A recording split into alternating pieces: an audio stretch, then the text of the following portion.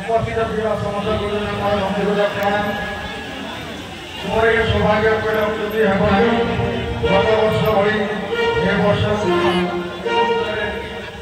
भजन परिवेशन कर सुযোগ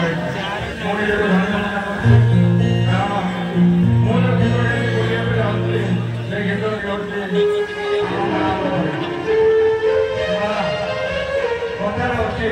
माँ नहीं जार ताहा नहीं तार एक जहाँ गर्भ सृष्टि ता विषय आम कौन वर्णना करवा तेणु आशा करुचे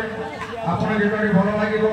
जदि जितनी परिवेशन में मो किसी त्रुटि रही जाए तेणु त्रुटि मार्जना करेंगे किंतु पूर्व यहाँ उपस्थित थी समस्त श्रीराम प्रेमी को अनुरोध करुच्ची आम माँ माँ पे जोटारे दरकार देवे धन्यवाद।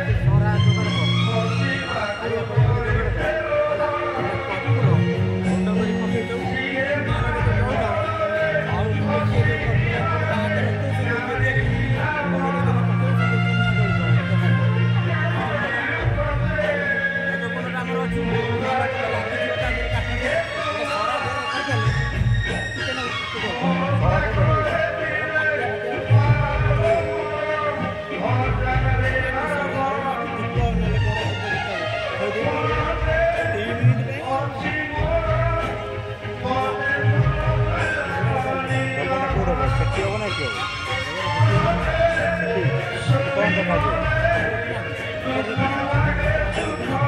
ପଇସା ବି ସାମ୍ନାରେ ସେଠି ବସିଗଲେ ଦେଖାଯିବ